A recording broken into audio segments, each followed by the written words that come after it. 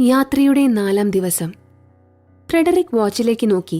സമയം 6 മണി. നേരം പുലർന്നു വരുന്നതേയുള്ളൂ. ബാഗിൽ നിന്നും വാട്ടർ ബോട്ടിലെടുത്ത് അവശേഷിച്ചിരുന്ന ഏതാനും തുള്ളികൾ അയാൾ വായിലേക്ക് കമിഴ്ത്തി. അവരുടെ ഇടതുവശം കടൽ പ്രക്ഷുബ്ധമായിരുന്നു. പടുകൂറ്റൻ തിരമാലകൾ ആക്രമിക്കാൻ എന്നവണ്ണം പാഞ്ഞുവന്നു പിൻവാങ്ങിപ്പോയിക്കൊണ്ടിരുന്നു. തൊട്ടുപുറകിൽ നിഴൽ പോലെ അവളുമുണ്ടായിരുന്നു, മിയ. അവൾക്കും നന്നായി ദാഹിക്കുന്നുണ്ടാകണം. എന്റെ പ്രതീക്ഷകളെല്ലാം തീർന്നിരിക്കുന്നു കുട്ടി. അയാൾ അവളുടെ നെറുകയിൽ തലോടി. വെറുതെ ഇങ്ങനെ നടക്കാമെന്നല്ലാതെ യാതൊരു പ്രയോജനവുമുണ്ടെന്ന് തോന്നുന്നില്ല. ഞാൻ വല്ലാതെ തളർന്നിരിക്കുന്നു. ഇപ്പോഴിതാ അവശേഷിച്ചിരുന്ന കുടിവെള്ളവും തീർന്നു. അവൾ പതിയെ അവനെ മറികടന്ന് മുൻപോട്ട് നടന്നു. ഇനി മുൻപിൽ ഒരു പാറക്കെട്ടാണ്. ഉരുളൻ പാറക്കല്ലുകൾ കൊണ്ടുണ്ടാക്കിയ ഒരു പടുകൂറ്റൻ മതിൽ പോലെ അതിങ്ങനെ വളഞ്ഞു പുളഞ്ഞ് കടലിലേക്ക് നീണ്ടിറങ്ങിയിരിക്കുന്നു. ഇനി വയ്യ. അയാൾ ആ തൂവെള്ള മണൽപ്പരപ്പിൽ മുട്ടുകുത്തി പതിയെ ചെരിഞ്ഞു വീണു കിടന്നു. ഇത്തരം എത്ര പാറക്കെട്ടുകൾ മറികടന്നാണ് ഇവിടെ എത്തിയത്? എന്തിനു വേണ്ടി? എല്ലാം അവസാനിച്ചിരിക്കുന്നു. മരണമാണ് ഇനി ആകെയുള്ള പ്രതീക്ഷ. അയാൾ പിറുപിറുത്തു. എന്നാൽ മിയ അതൊന്നും വകവയ്ക്കാതെ ആ പാറകളിലൂടെ ചാടിച്ചാടി മുകളിലെത്തിക്കഴിഞ്ഞിരുന്നു. എത്ര നേരം അങ്ങനെ കിടന്നെന്ന് അയാൾക്കറിയില്ല. തിരമാലകൾ കൂടുതൽ കരുത്താർജിച്ചിരിക്കുന്നത് അയാൾ ശ്രദ്ധിച്ചു. പലതും തന്റെ കാലുകളിൽ തടവിയാണ് തിരിച്ചു പോകുന്നത്. അയാൾ അനങ്ങിയില്ല. പക്ഷെ അതൊരു തുടക്കം മാത്രമായിരുന്നു. അതിഭീകരമായ ഹുങ്കാര ശബ്ദത്തോടെ അലറിപ്പാഞ്ഞുവന്ന ഒരു തിര അയാളെ വിഴുങ്ങാൻ അധികം വൈകിയില്ല. എന്നാൽ അത് പിൻവലിഞ്ഞിട്ടും അയാൾ അതേ കിടപ്പു തുടർന്നതേയുള്ളൂ. പെട്ടെന്നാണ് ഷർട്ടിനുള്ളിലൂടെ എന്തോ ഇഴഞ്ഞു നീങ്ങുന്നതായി അയാൾക്ക് അനുഭവപ്പെട്ടത്. കഴുത്തിലൂടെ എന്തോ വരിഞ്ഞു ചുറ്റിത്തുടങ്ങിയിരിക്കുന്നു. വെളുപ്പിൽ കറുത്ത വളയങ്ങളുള്ള ആ പാമ്പിനെ തന്റെ കൺകോണുകളിലൂടെ കണ്ടതും അയാൾ ചാടി എഴുന്നേറ്റു. കടൽ പാമ്പ്. അയാൾ അലറിക്കൊണ്ട് ചാടി എഴുന്നേറ്റ് അതിനെ കുടഞ്ഞു തെറിപ്പിച്ചു. ബീക്ഡ് സീ സ്നേക്ക്, ലോകത്തിലെ ഏറ്റവും വിഷമുള്ള പാമ്പുകളിലൊന്ന്. അയാൾ ഭീതിയോടെ ഉമിനീരിറക്കി. കഴുത്തിൽ തടവി നോക്കി. എവിടെയെങ്കിലും അത് കടിച്ചിരിക്കുമോ? അല്പനേരം അങ്ങനെ സ്തംഭിച്ചു നിന്ന അയാൾ താൻ ഇവറ്റകളെപ്പറ്റി വായിച്ചിട്ടുള്ള ഒരു കുറിപ്പ് മനസ്സിലോർത്തു. വളരെ അപൂർവമായി മാത്രമേ ഇവ കടിക്കൂ. തന്റെ ജോലിക്കാരിൽ പലരും ഇവയെ കൈകൊണ്ടെടുത്തെറിയുന്നത് അയാൾ മുൻപ് കണ്ടിട്ടുണ്ട്. എങ്കിലും അതൊന്നുമല്ല അയാൾ ശ്രദ്ധിച്ചത്. മരണഭയം തന്നെ വിട്ടുപോയിട്ടില്ല. തോറ്റുകൊടുക്കാൻ ഇനിയും താൻ തയ്യാറല്ല. അതിജീവനം മനുഷ്യന്റെ രക്തത്തിൽ അലിഞ്ഞു ചേർന്നിട്ടുള്ളതാണ്. അയാൾ തന്റെ ഷർട്ടൂരി അരയിൽ കെട്ടി വീണ്ടും യാത്ര തുടരാൻ തയ്യാറായി. ആ പാറക്കെട്ടിന്റെ ഏറ്റവും മുകളിൽ മിയ അയാളെയും പ്രതീക്ഷിച്ച് അനങ്ങാതെ നിൽക്കുന്നുണ്ടായിരുന്നു. പടിഞ്ഞാറൻ പസഫിക് സമുദ്രത്തിലാണത്. കോടീശ്വരന്മാരായ ടൂറിസ്റ്റുകൾക്ക് മാത്രമായി ഒരു കൊച്ചു ദ്വീപ്. കഷ്ടി 4.5 വർഷമായി കാണും ഇവിടെ ആൾപ്പാർപ്പ് തുടങ്ങിയിട്ട്. ആൾപ്പാർപ്പെന്ന് വെച്ചാൽ അവിടെ ആകെ സ്ഥിരമായി താമസിക്കുന്നത് ഫ്രെഡറിക്, പിന്നെ അയാളെപ്പോലെ ഏതാനും എഞ്ചിനീയർമാർ, അവരുടെയൊക്കെ സൂപ്പർവൈസറായ മിസ്റ്റർ ജേക്കബ്സൺ, പിന്നെ ഏതാണ്ട് 400ഓളം വരുന്ന പണിക്കാരും. ദ്വീപിന്റെ മെയിൻ അട്രാക്ഷൻ കോട്ടാന ഐലൻഡ് റിസോർട്ടാണ്. ഏതാണ്ട് 15 ഏക്കർ വിസ്താരമുണ്ടതിന്. സഞ്ചാരികൾക്ക് താമസിക്കാനും ആഘോഷിക്കാനുമെല്ലാമുള്ള സൗകര്യങ്ങൾ. ചെറുവിമാനങ്ങൾക്കായുള്ള റൺവേ, ഹെലിപാഡുകൾ, കൂറ്റൻ സ്വിമ്മിംഗ് പൂളുകൾ, വാട്ടർ തീം പാർക്ക്. ഇതൊന്നും പോരാതെ നക്ഷത്ര വേശ്യാലയങ്ങൾ, ബാറുകൾ, അങ്ങനെ എല്ലാം ഉണ്ടവിടെ. ഈ ദ്വീപ് പാപ്പുവ ന്യൂ ഗിനിയുടെ ഭാഗമാണെന്നാണ് വൈപ്പ്. പാപ്പുവ മൂറിയ, മുജുവാര, ഓണേറിയ വില്ലേജ് തുടങ്ങിയ ദ്വീപുകളൊക്കെയാണ് അടുത്തുള്ളത്. പക്ഷേ എല്ലാം തന്നെ ഏറ്റവും ചുരുങ്ങിയത് 1500 നോട്ടിക്കൽ മൈൽ അകലെയാണ്. തികച്ചും ഒറ്റപ്പെട്ട ദ്വീപ്. ഒരു കാരണവശാലും മനുഷ്യവാസത്തിന് യോഗ്യമല്ലെന്ന് UN വിലയിരുത്തിയിട്ടുള്ളതാണ്. കാരണം ആരെങ്കിലും അവിടെ അപകടത്തിൽപ്പെട്ടാൽ സമയത്തിന് സഹായമെത്തിക്കാൻ സാധിച്ചെന്നു വരില്ല. Leo Dion. ഏതാണ്ട് 4.5 വർഷങ്ങൾക്ക് മുൻപ് ലിയോ ഡിയോൺ എന്നൊരു കോടീശ്വരൻ തന്റെ വിഖ്യാതമായ ഒരു യാട്ട് യാത്രക്കിടയിൽ കനുത്ത മൂടൽമഞ്ഞിൽപ്പെട്ട് ദിശയറിയാതെ എത്തിപ്പെട്ടതാണിവിടെ. വിചിത്ര സ്വഭാവിയായ അയാൾ തന്റെ യാട്ട് അവിടെ നങ്കൂരമിട്ട് ഏതാനും ദിവസം ആൾപ്പാർപ്പില്ലാത്ത ആ ദ്വീപിലൂടെ ഒറ്റയ്ക്ക് അലഞ്ഞു തിരിഞ്ഞു നടന്നത്രേ. തന്റെ കയ്യിലുള്ള ഭൂപടങ്ങളിലോ സാറ്റലൈറ്റ് ഡാറ്റയിലോ ഒന്നും അയാൾക്ക് ഇങ്ങനെയൊരു ദ്വീപ് കാണാനായില്ല. അതോടെ അന്നുവരെ ലോകം കേട്ടിട്ടോ അറിഞ്ഞിട്ടോ ഇല്ലാതിരുന്ന ആ കൊച്ചു ദ്വീപ് അയാൾ തന്റെ സ്വന്തമാണെന്ന് പ്രഖ്യാപിച്ചു. തുടർന്ന് തന്റെ സ്വന്തം രാജ്യമായ പാപ്പുവ ന്യൂ ഗിനിയിലേക്ക് തിരിച്ചെത്തിയ അയാൾ ഗവൺമെന്റുമായി രഹസ്യധാരണകൾ ഉണ്ടാക്കി. ആ കൊച്ചു കഷ്ണം ഭൂമി തനിക്ക് അവകാശപ്പെട്ടതാക്കി മാറ്റി.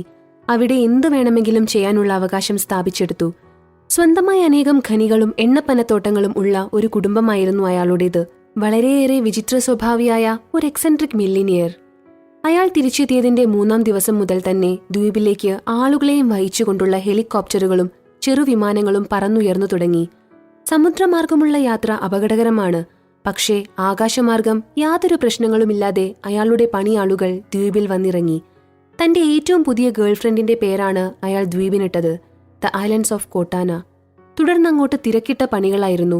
അനേകം ആർക്കിടെക്റ്റുകളും എഞ്ചിനീയർമാരും പണിക്കാരും അഹോരാത്രം പണിയെടുത്ത് ഏതാണ്ട് 1 വർഷത്തിനുള്ളിൽ കോട്ടാനയെ വാസയോഗ്യമാക്കി മാറ്റിയെടുത്തു. കടലിന് നടുവിലുള്ള ഒരു കൊച്ചു രാജ്യം. 3 വൻമലകളാണ് കോട്ടാനയിൽ. അതിൽ താരതമ്യേന ചെറുതായിരുന്ന 2 മലകൾ പകുതിയോളം അവർ കീഴ്പ്പെടുത്തി. കൊടും വനമായിരുന്ന ആ ഭൂപ്രദേശം മുഴുവൻ വെട്ടിനിരത്തി പലതരം കെട്ടിട സമുച്ചയങ്ങൾ പണിതീർത്തു, തമ്മിൽ ബന്ധിപ്പിച്ചുകൊണ്ട് റോഡുകളും. മലമുകളിലേക്ക് കയറിപ്പോകാനുള്ള പടുകൂറ്റൻ റോപ്പ് വേയുടെ ഭാഗങ്ങൾ കപ്പലിൽ പുറം കടലിൽ കൊണ്ടുവന്ന് പിന്നീട് അവിടെ നിന്ന് ഹെലികോപ്റ്ററിലാണ് എത്തിച്ചത്.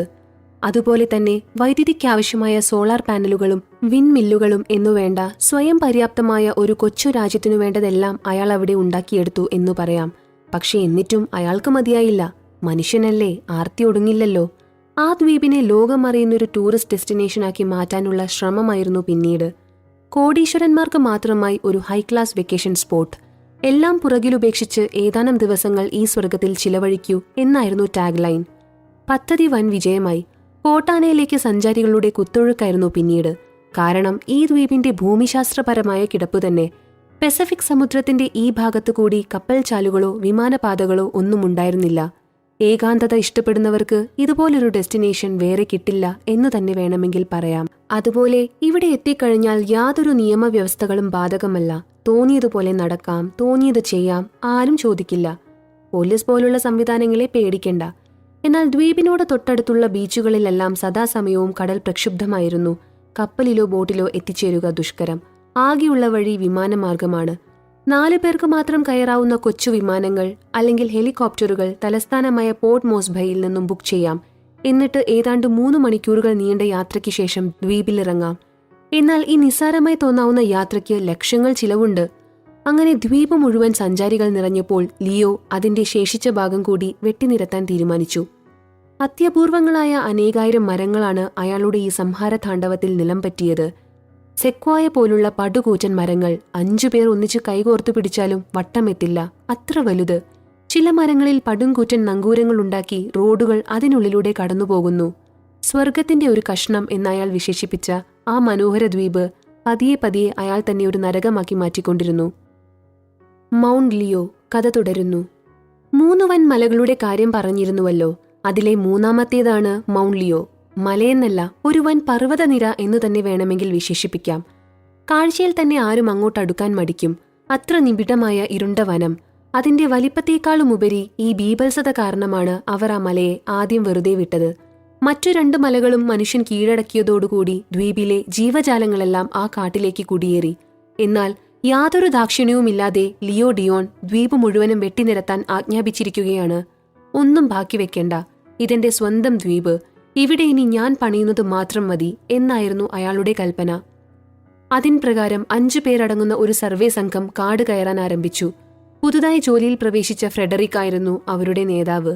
തികഞ്ഞ പ്രകൃതിസ്നേഹിയായിരുന്ന അയാൾ ദ്വീപ്, കാട് എന്നൊക്കെ കേട്ട് ആവേശത്തോടെ ഇറങ്ങി തിരിച്ചതാണ്. എന്നാൽ ജോലി ഏറ്റെടുത്തതിനു ശേഷമാണ് ഇത്ര ഭീകരമായ നശീകരണമാണ് ഇവിടെ നടക്കുന്നതെന്ന് അയാൾ തിരിച്ചറിഞ്ഞത്. ആ മലയുടെ ചുറ്റളവ് കണ്ടുപിടിച്ച് ഒരു പ്ലാൻ വരച്ച് അതിൽ നടത്തേണ്ട നിർമ്മാണ പ്രവർത്തനങ്ങൾ രേഖപ്പെടുത്തി അവർ പതിയെ പതിയെ കൂടുതൽ വനത്തിനുള്ളിലേക്ക് പ്രവേശിച്ചു കൊണ്ടിരുന്നു. ദുഷ്കരമായിരുന്നു ജോലി. പലപ്പോഴും അവർക്ക് തിരിച്ചുപോകാനുള്ള വഴി തെറ്റി കാട്ടിൽ തന്നെ കിടന്നുറങ്ങേണ്ടതായി വന്നു. ദിശയറിയാനുള്ള മാഗ്നറ്റിക് കോമ്പസ് ഈ ദ്വീപിൽ വളരെ വിചിത്രമായി പെരുമാറും. ചിലപ്പോൾ അതിന്റെ സൂചി വട്ടം കറങ്ങിക്കൊണ്ടേയിരിക്കും. അതിനാൽ കാട്ടിനുള്ളിൽ വഴി തെറ്റിയാൽ ഒരുപക്ഷെ എന്നേക്കുമായി അതിനുള്ളിൽ പെട്ടുപോകും. ഭൂമിയുടെ കാന്തിക പ്രഭാവത്തിലുള്ള വ്യതിയാനം മൂലമാണ് കോമ്പസുകൾക്ക് ഇങ്ങനെ സംഭവിക്കുന്നതെന്ന് ഫ്രെഡറിക്കിനറിയാം. എന്താണിതിന് കാരണമെന്ന് കണ്ടുപിടിക്കാനായിട്ടില്ല. സയന്റിസ്റ്റുകൾക്ക് ദ്വീപ് വിലക്കുണ്ടായിരുന്നു. കാരണം താൻ ഈ വെട്ടിനിരത്തുന്നത് ഒരുപക്ഷെ ദ്വീപിന്റെ സന്തുലിതാവസ്ഥയെ തകിടം മറിച്ചേക്കാമെന്ന് ലിയോയ്ക്കറിയാം. ശാസ്ത്രീയമായി ഇതിനെപ്പറ്റിയൊക്കെ അറിവുള്ളവരെ കൊണ്ടുവന്നാൽ ഒരുപക്ഷെ തന്റെ പദ്ധതികൾ അവർ ലോകത്തിനു മുൻപിൽ വെളിപ്പെടുത്തുമെന്ന് അയാൾ ഭയപ്പെട്ടു. തനിക്ക് വളരെ വിശ്വാസമുള്ള ജോലിക്കാരെ മാത്രം തിരഞ്ഞെടുത്താണ് അയാൾ ദ്വീപിലെത്തിച്ചത്. അന്ന് അവർ ഏതാണ്ട് 1/2 ദിവസത്തോളം കാടിനുള്ളിലേക്ക് നടന്നു കയറി. കാട് വെട്ടിത്തെളിച്ച് നടപ്പാതയുണ്ടാക്കാനായി മാത്രം 3 പണിക്കാരുണ്ടായിരുന്നു. ഫ്രെഡറിക്കും സഹായിയും അവരുടെ സർവേ ഉപകരണങ്ങൾ ചുമന്നുകൊണ്ടാണ് നടപ്പ്. അങ്ങനെ ഉള്ളിലേക്ക് കയറും തോറും കയ്യിൽ സൂക്ഷിച്ചിരുന്ന വെള്ളത്തിന്റെ അളവ് അപകടകരമാം വിധം കുറഞ്ഞുവരുന്നത് ശ്രദ്ധിച്ച ഫെഡറിക് എല്ലാം നിർത്തി ഒരു ജലസ്രോതസ് കണ്ടെത്താൻ പണിക്കാരോട് നിർദ്ദേശിച്ചു. അധികം തേടേണ്ടി വന്നില്ല. അവർ നിന്നിരുന്ന ഇടത്തു നിന്നും ഏതാണ്ട് മീറ്റർ മാറി താഴ്വാരത്തിൽ നിന്നും ഒരു വെള്ളച്ചാട്ടത്തിന്റെ ഇരമ്പൽ കേൾക്കാമായിരുന്നു. സർ, രാവിലെ മുതൽ നടക്കുന്നു. നമുക്കൊരൽപ്പം വിശ്രമിച്ചുകൂടെ? ശരീരം ഒന്ന് തണുപ്പിച്ചിട്ട് മുൻപോട്ടു പോയാലോ? പണിക്കാരിലൊരുവൻ ലിബോ ചോദിച്ചു. ഫ്രെഡറിക് അലസമായി ഒന്ന് മൂളുക മാത്രം ചെയ്തു. അയാൾ അതിനൊരു മറുപടി കൊടുക്കാൻ പോലും ആകാത്ത വിധം ക്ഷീണിതനായിരുന്നു. പണിക്കാർ ആവേശത്തോടെ ആ താഴ്വാരത്തേക്ക് ഓടിപ്പോകുന്നത് കണ്ടു. എന്നാൽ ഫ്രെഡറിക്കും സഹായി വിനീഗോയും തങ്ങളുടെ ബാഗുകൾ നിലത്തിറക്കി വെച്ച് കുറച്ചുനേരം വിശ്രമിച്ചിട്ട് അവരെ പിന്തുടരാമെന്ന് തീരുമാനിച്ചു. ആ പണിക്കാരെ പോലെ കുതിച്ചു ചാടി ഓടാനൊന്നുമുള്ള ശേഷിയുള്ളവരല്ല അവർ രണ്ടുപേരും. പെട്ടെന്നാണ് അവർക്ക് പുറകിൽ മുകളിലായി ഒരു മുരൾച്ച കേട്ടത്. ഞെട്ടിത്തിരിഞ്ഞു നോക്കിയ ഫ്രെഡറിക് നടുങ്ങിപ്പോയി. അവരുടെ തലയ്ക്ക് മുകളിൽ വിലങ്ങനെ നിന്നിരുന്ന ഒരു കൂറ്റൻ മരക്കൊമ്പിൽ നിരനിരയെ നിൽക്കുന്നു 3 കരിമ്പുലികൾ. ഫ്രെഡറിക് ഒറ്റക്കുതിപ്പിന് തന്റെ ബാഗ് എടുത്ത് അതിന്റെ വശത്ത് ടേപ്പ് ചെയ്തു വെച്ചിരുന്ന റൈഫിൾ കടന്നെടുത്തതും ആദ്യത്തെ പുലി അവന്റെ ദേഹത്തേക്ക് കുതിച്ചു ചാടി. തോക്കൊന്ന് നിവർത്തി പിടിക്കാൻ പോലും അയാൾക്ക് അവസരം കിട്ടിയില്ല. അതിനു മുൻപ് തന്നെ മറ്റു 2 പുലികളും അയാൾക്കു മേലെ കൂടെ ചാടി ഓടി മറഞ്ഞു. ചാടിയെണീറ്റ അയാൾ അവ പോയ വഴിയിലേക്ക് തോക്കു ചൂണ്ടി നിന്നു കിതച്ചു. അവറ്റകളിപ്പോ എവിടുന്നാ വന്നത്? അയാൾ അത്ഭുതത്തോടെ വിനീഗോയെ നോക്കി. പക്ഷേ അയാൾ അവിടില്ല. ഏയ് മാൻ, നീ എവിടെ?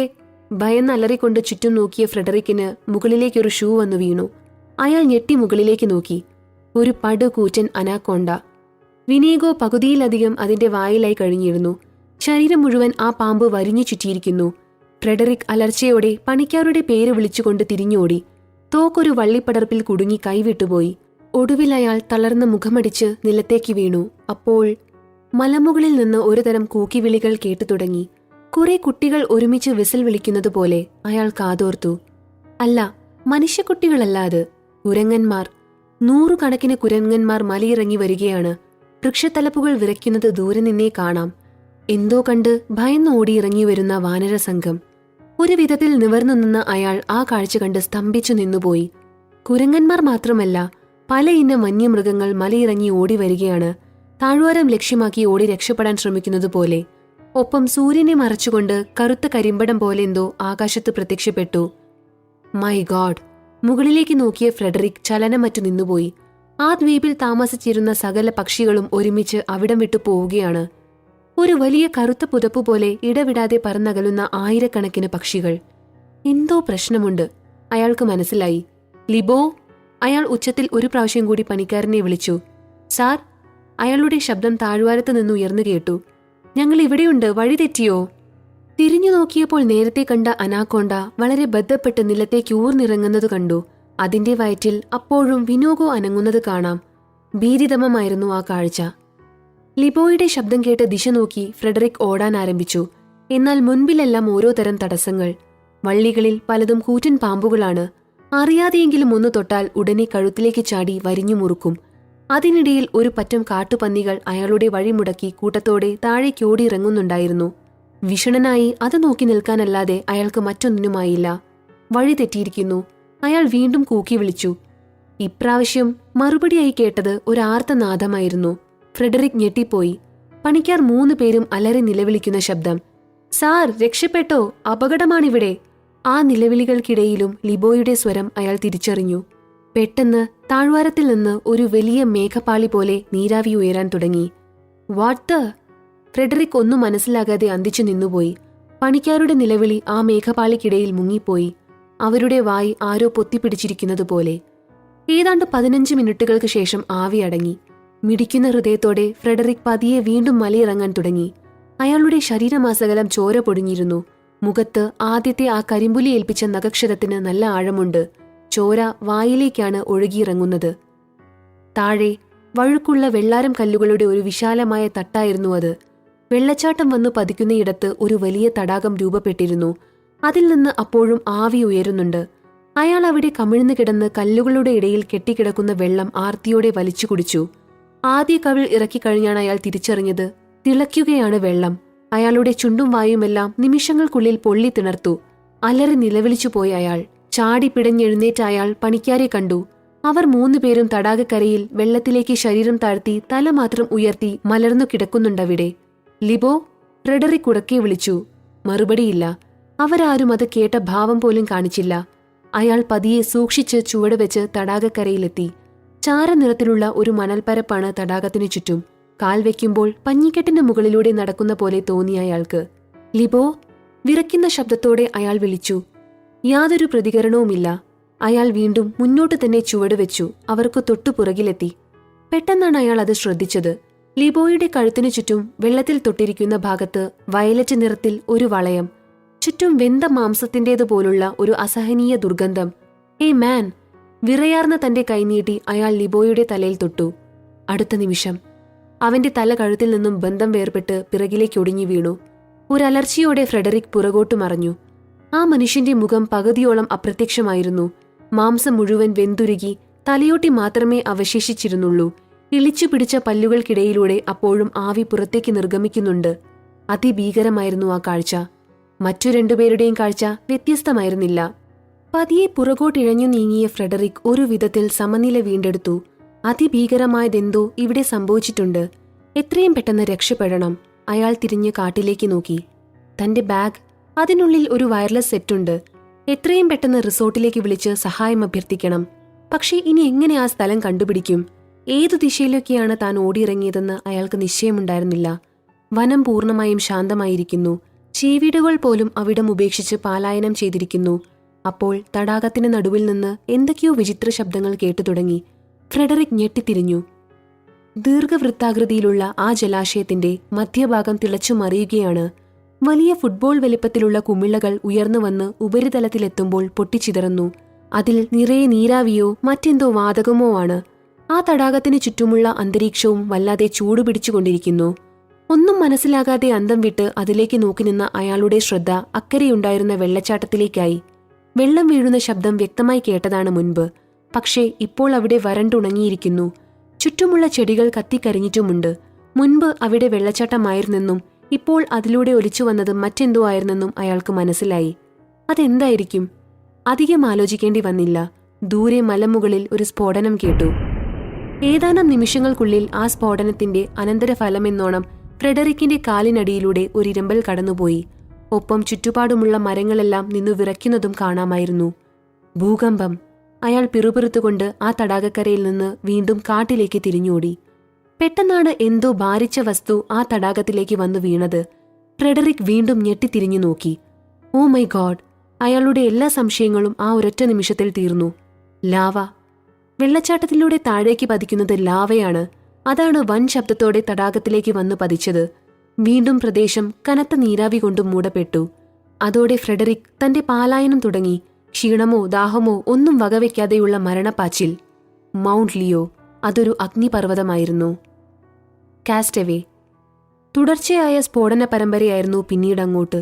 ഓരോ പ്രാവശ്യം ആ ശബ്ദമുയർന്നപ്പോഴും ഫ്രെഡറിക് കൂടുതൽ വനത്തിനുള്ളിലേക്ക് ഓടിക്കയറിക്കൊണ്ടിരുന്നു. അയാൾക്ക് പൂർണ്ണമായും ദിശാബോധം നഷ്ടപ്പെട്ടു. ഇടയ്ക്കിടെ തനിക്ക് മുൻപിൽ ഭൂമി വിണ്ടുകീറി വൻ ഗർത്തങ്ങൾ രൂപപ്പെട്ടുകൊണ്ടിരുന്നു. മൺമരങ്ങൾ കടപുഴകി തലങ്ങും വിലങ്ങും മറിഞ്ഞു വീണു. നാട്ടിലായിരുന്നപ്പോൾ ഭൂകമ്പം അയാൾ മുൻപ് പലപ്പോഴും അനുഭവിച്ചിട്ടുണ്ടെങ്കിലും ഇത്ര ഭയാനകമായൊരു മുഖം കൂടി അതിനുണ്ടായിരുന്നെന്ന് അയാൾ ഒരിക്കലും ചിന്തിച്ചിരുന്നില്ല.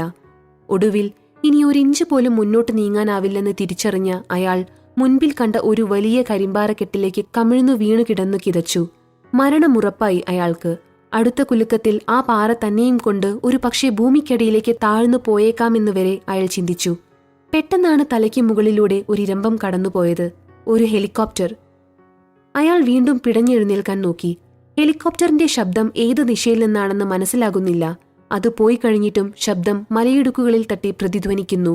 എഴുന്നേൽക്കാനാവുന്നില്ലെന്ന് മനസ്സിലായ അയാൾ മലർന്നു കിടന്നു. എത്ര നേരം അങ്ങനെ കിടന്നുവെന്ന് അയാൾക്കറിയില്ല.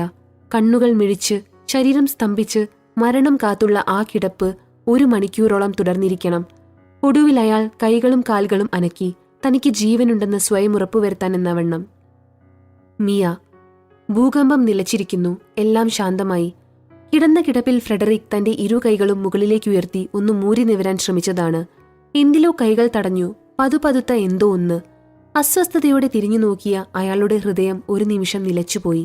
ഭീമാകാരനായ ഒരു കടുവ, അതും അയാളെപ്പോലെ തന്നെ നിലംപറ്റി ചേർന്നു കിടക്കുകയാണ് ആ പാറപ്പുറത്ത്. ഒരലർച്ചയോടെ ഫ്രെഡറിക് അവിടെ നിന്ന് ഉരുണ്ടുമാറി തൊട്ടടുത്ത് ഒരു മരത്തിൽ ചാരി. കടുവ അയാളെ തന്നെ നോക്കി അനങ്ങാതെ കിടക്കുകയാണ്. അതിന്റെ ഇടതുവശത്തെ 2 കാലുകളും മറിഞ്ഞു കിടക്കുന്ന ഒരു മരത്തിനടിയിൽ പെട്ടിരിക്കുകയാണ്. അനങ്ങാനാകുന്നില്ല അതിന്. ഫ്രെഡറിക് ഒരു നിമിഷം അതിനെ തന്നെ ഉറ്റുനോക്കി നിന്നു. വെറുതെയല്ല താനിപ്പോഴും ജീവിച്ചിരിക്കുന്നത്. അതിന് ചലനശേഷി ഉണ്ടായിരുന്നെങ്കിൽ താൻ പണ്ടേ കടുവയുടെ വയറ്റിലെത്തിയേനെ. വീണ്ടും ഹെലികോപ്റ്ററുകളുടെ ഇരമ്പം. ഇപ്രാവശ്യം 10-12 എണ്ണമുണ്ട്. ഒപ്പം ചെറുവിമാനങ്ങളുടെ മുരൾച്ചയും കേൾക്കാം. നിസ്സഹായനായ ആകാശത്തേക്ക് നോക്കിയിരിക്കാനല്ലാതെ ഫ്രെഡറിക്കിന് മറ്റൊന്നും ചെയ്യാനില്ലായിരുന്നു. ഭൂകമ്പത്തിൽ ദ്വീപ് തകർന്നിരിക്കണം. രക്ഷാപ്രവർത്തകരായിരിക്കണം ആ വരുന്നതെല്ലാം. ദ ഐലൻഡ്സ് ഓഫ് കോട്ടാന ഒരു മരണദ്വീപായി മാറിക്കഴിഞ്ഞിരിക്കുന്നു. അല്ലെങ്കിലും എന്താണ് ആ മനുഷ്യൻ കരുതിയത്? ഇങ്ങനെ വെട്ടിനിരത്തി മുൻപോട്ടു പോയാൽ പ്രകൃതി എത്രത്തോളം ക്ഷമിക്കും ഈ തോന്നിയാസം? അയാൾ ഉറക്കെ പുലമ്പി. കടുവ ഞെട്ടി അയാളെ നോക്കി. സ്ഫോടനങ്ങൾ നിലച്ചിരുന്നു. ഭൂകമ്പവുമില്ല. എല്ലാം ശാന്തം. ഇടയ്ക്കിടെ വേദന സഹിക്കാൻ പറ്റാതാകുമ്പോൾ ആ കടുവ ഒന്നു മുരളും. ആ ശബ്ദം മാത്രമേ ആകെ കേൾക്കാനുള്ളൂ. ഫ്രെഡറിക് പതിയെ എഴുന്നേറ്റ് നിന്നു.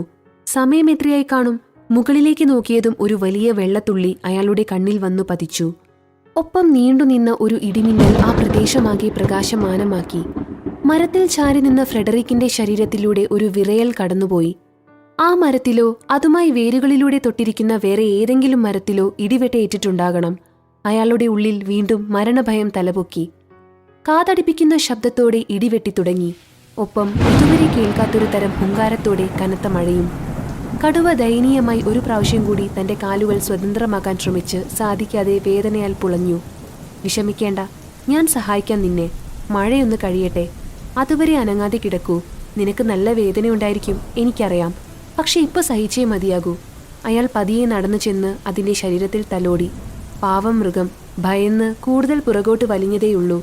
ഫ്രെഡറിക് തന്റെ ഹെൽമറ്റ് ഊരി മലർത്തിപ്പിടിച്ചു നിറയെ വെള്ളം ശേഖരിച്ച് നേരെ വായിൽ കമിഴ്ത്തി. വയർ നിറഞ്ഞിട്ടും ദാഹം മാറുന്നില്ല. തൊണ്ട വരണ്ടുപോയിരിക്കുന്നു. അയാൾ കടുവയെ നോക്കി. ആ ജീവി അടുത്തുള്ള ഇലകളിൽ നിന്ന് വെള്ളം നക്കി കുടിക്കുകയാണ്. വീണ്ടും നിറയെ വെള്ളമെടുത്ത് ഫ്രെഡറിക് അതിനടുത്ത് ചെന്നിരുന്ന് ഹെൽമറ്റ് മുഖത്തോടടുപ്പിച്ചു കൊടുത്തു. ആ പാവം മൃഗം ആർത്തിയോടെ അത് നക്കി നക്കി കുടിക്കുന്നതും നോക്കിയിരുന്നപ്പോൾ അയാളുടെ മുഖത്ത് ഒരു പുഞ്ചിരി വിടർന്നു. ഒരുപക്ഷെ നമ്മൾ 2 പേർ മാത്രമേ ഈ ദ്വീപിലിപ്പോൾ ജീവനോടെ അവശേഷിക്കുന്നുണ്ടാകുകയുള്ളൂ. മഴ ഏകദേശം 1 മണിക്കൂറോളം തുടർന്നു. ഇടയ്ക്കിടെ ഭയാനകമായ ഇടിവെട്ടും. ഫ്രെഡറിക് വീണ്ടും ആ മരത്തിനു ചുവട്ടിൽ അഭയം തേടി. ഒപ്പം അടുത്തുതന്നെ മറിഞ്ഞുകിടന്ന ഒരു പടുകൂറ്റൻ വാഴയുടെ ഇല മുറിച്ചെടുത്ത് തലയ്ക്ക് മുകളിൽ പിടിച്ചു. ഒടുവിൽ എല്ലാം ശാന്തമായപ്പോൾ അയാൾ എഴുന്നേറ്റ് കടുവയെ സ്വതന്ത്രനാക്കാനുള്ള ശ്രമം തുടങ്ങി. തന്റെ ബാഗ് കയ്യിലുണ്ടായിരുന്നെങ്കിൽ അടുത്തു നിൽക്കുന്ന ഏതെങ്കിലും ചെറിയൊരു മരക്കൊമ്പ് വെട്ടി അതുപയോഗിച്ച് ഈ മരം ഉയർത്താമായിരുന്നു. പക്ഷെ ആ ബാഗ് പോയിട്ട് അത് കിടക്കുന്ന ദിശ ഏതാണെന്ന് പോലും അറിയില്ല. അയാൾ ആ പാറയ്ക്ക് താഴെ മുട്ടിന്മേൽ നിന്ന് ആ ഭാരിച്ച മരത്തടി പതിയെ താഴേക്ക് നിരക്കി നിരക്കി ഇറക്കി. ഓരോ ഇഞ്ചും നീങ്ങിക്കഴിയുമ്പോൾ അയാളൊരു കല്ലെടുത്ത് ആ വിടവിലിടും. അതങ്ങനെ പല പ്രാവശ്യം ആവർത്തിച്ചപ്പോൾ കടുവയുടെ പിൻകാൽ സ്വതന്ത്രമായി. തുടർന്ന് അയാൾ മുകളിൽ കയറി മരം താഴേക്ക് ഉരുട്ടിയിടാൻ ശ്രമം ആരംഭിച്ചു. ഇയാൾ ഈ ചെയ്യുന്നതെല്ലാം മനസ്സിലായ പോലെ കടുവ വേദന കടിച്ചമർത്തി അനങ്ങാതെ കിടന്നുകൊടുത്തു. ഒടുവിൽ 2 കാലുകളും സ്വതന്ത്രമായതോടെ ആ ജീവി പിടഞ്ഞെഴുന്നേറ്റ് ഓടാൻ ശ്രമിച്ചു. പക്ഷേ പാവത്തിന്റെ ഒരു വശം തളർന്നു പോയിരുന്നു. എത്ര ശ്രമിച്ചിട്ടും എഴുന്നേറ്റ് നടക്കാനാവാതെ അത് വേച്ചു വീണുകൊണ്ടിരുന്നു. ഒടിവൊന്നും കാണുന്നില്ല സുഹൃത്തെ. ഒരു പക്ഷേ കാലുകൾ മരവിച്ചു പോയി കാണും. അല്പം വെയിറ്റ് ചെയ്യൂ, എല്ലാം ശരിയാകും. ഫ്രെഡറിക് അതിനെ വീണ്ടും തലോടി തന്റെ യാത്ര ആരംഭിച്ചു. എങ്ങനെയെങ്കിലും രാത്രിയാകുന്നതിന് മുൻപ് കടൽ തീരത്തെത്തണം. അവിടെ ഇത്ര അപകടമില്ല. പിന്നെ എങ്ങനെ നടന്നാലും അവസാനം താൻ താമസിച്ചിരുന്നിടത്തെത്താനാകും. ദ്വീപല്ലേ? അയാൾ മനസ്സിൽ കണക്ക് കൂട്ടിക്കൊണ്ട് നടപ്പാരംഭിച്ചു. കുറെ ദൂരം അങ്ങനെ ചെന്നപ്പോഴാണ് അയാൾ അത് തിരിച്ചറിഞ്ഞത്.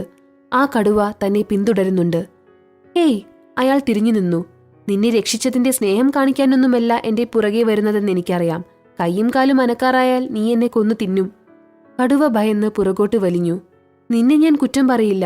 അത് നിന്റെ വർഗ സ്വഭാവം. വിശന്നാൽ പിന്നെ എന്തു ചെയ്യും അല്ലേ? തുടർന്ന് താഴേക്ക് ഇറങ്ങി അയാൾ ഒരു വിശാലമായ പാറപ്പുറത്തെത്തി. അതിമനോഹരമായിരുന്നു ആ കാഴ്ച. സമുദ്രനിരപ്പിൽ നിന്നും എത്ര ഉയരത്തിലാണ് താനെന്ന് അയാൾ തിരിച്ചറിഞ്ഞു. താഴെ കൂടിയാണ് മേഘപാളികൾ തെന്നി നീങ്ങുന്നത്. അതിനിടയിലൂടെ താഴെ വിശാലമായി നീണ്ടുകിടക്കുന്ന കടൽ തീരം. ഇവിടെ നിന്നും ഏത് ദിശയിലാണ് തന്റെ ക്വാർട്ടേഴ്സ്? അയാൾ ചുറ്റും നോക്കി. യാതൊരു തരത്തിലും ദിശ മനസ്സിലാക്കിയെടുക്കാനാകുന്നില്ല. അയാൾ ആ പാറപ്പുറത്ത് മലർന്നു കിടന്നു. അടുത്ത നിമിഷം തന്നെ കണ്ണുകൾ അടഞ്ഞുപോയി. താൻ എത്ര ക്ഷീണിതനായിരുന്നെന്ന് അയാൾക്കപ്പോഴാണ് മനസ്സിലായത്. അടഞ്ഞുപോയ കണ്ണുകൾ എത്ര ശ്രമിച്ചിട്ടും തുറന്നു പിടിക്കാനാകുന്നില്ല. പിന്നെ ബോധം വരുമ്പോൾ അയാൾ ഒരു വലിയ മരത്തിന്റെ ചുവട്ടിലായിരുന്നു. ഉദിച്ചുയർന്നു വന്ന സൂര്യകിരണങ്ങൾ മുഖത്തടിച്ചപ്പോഴാണ് അയാൾ കണ്ണുകൾ തുറന്നത്. ആദ്യം ഒന്നും മനസ്സിലായില്ല. താൻ എവിടെയാണെന്നോ എന്തൊക്കെ സംഭവിച്ചെന്നോ ഒന്നും അയാൾ കോർത്തെടുക്കാനായില്ല. കാട്ടിൽ കിടന്നുറങ്ങേണ്ടി വന്ന മറ്റൊരു ദിവസം കൂടി എന്നായിരുന്നു ചിന്ത. പക്ഷെ എവിടെ നിന്നോ കേട്ട ഒരു ഹെലികോപ്റ്ററിന്റെ മുരൾച്ച അയാളെ സ്വബോധത്തിലേക്ക് മടക്കിക്കൊണ്ടുവന്നു. മടങ്ങിപ്പോക്കുകയാണ് അവസാനത്തെ ഹെലികോപ്റ്ററും അയാൾ തിരിച്ചറിഞ്ഞു. പിടഞ്ഞെഴുന്നേറ്റ് അയാൾ അമ്പരന്നുപോയി. താൻ ഉറങ്ങാൻ കിടന്നിടത്തു നിന്നും എത്ര ദൂരെ? ഇതെങ്ങനെ? അയാൾ ഓടി ആ പാറപ്പുറത്തെത്തി. താൻ ഉറങ്ങാൻ കിടന്ന ആ പാറപ്പുറത്ത് നിറയെ വെള്ളം കെട്ടിക്കിടക്കുന്നു. തലേന്ന് രാത്രി മഴ പെയ്തിരിക്കണം. പക്ഷെ ആരാണ് തന്നെ വലിച്ച് ആ മരച്ചുവട്ടിൽ കൊണ്ടുപോയി എത്തിച്ചത്? അതിനുത്തരം തേടി അധികം അലയേണ്ടി വന്നില്ല.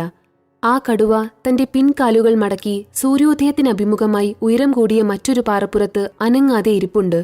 ഇരിപ്പു കണ്ടിട്ട് കാലുകൾക്ക് ആരോഗ്യം തിരിച്ചു കിട്ടിയ ലക്ഷണമുണ്ട്. ഫ്രെഡറിക് മനസ്സിൽ പറഞ്ഞു, ശബ്ദമുണ്ടാക്കാതെ രക്ഷപ്പെടാം.